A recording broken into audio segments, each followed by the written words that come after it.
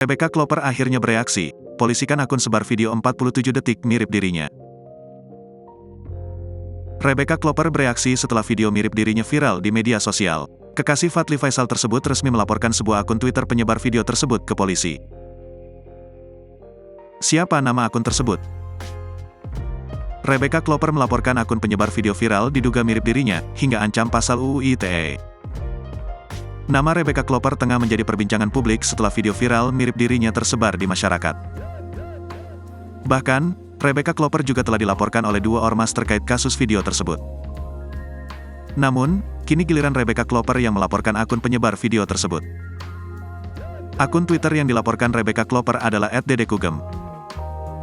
Karo Penmas Polri Brigjen Ahmad Ramadan mengatakan, pelaporan tersebut dilakukan Rebecca melalui kuasa hukumnya pada Senin, tanggal 22 Mei tahun 2023 kemarin. Laporan tersebut telah diterima oleh penyidik Direktorat Tindak Pidana Siber Bareskrim Polri dan tercatat dengan nomor LPB 113V/2023 SPKT Bareskrim Polri. Penerima kuasa dari RAPK alias RK melaporkan pemilik akun Twitter @dedekugem, kata Ramadan dalam konferensi pers, Kamis, tanggal 25 Mei tahun 2023.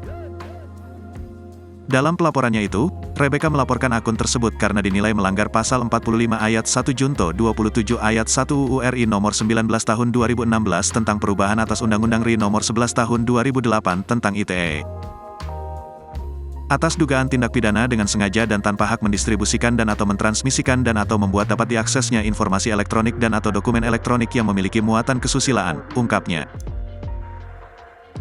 Sementara itu, Rebecca Klopper juga menyertakan sejumlah barang bukti kepada pihak berwajib. Di antaranya adalah tangkapan layar akun @dedekugem sebagai penyebar video asusila. Selain itu, Rebecca turut melampirkan 2 saksi pendukung di kasus tersebut yang berinisial FF dan LL. Saat ini, Ramadan mengatakan pihaknya masih mempelajari dan mendalami laporan tersebut.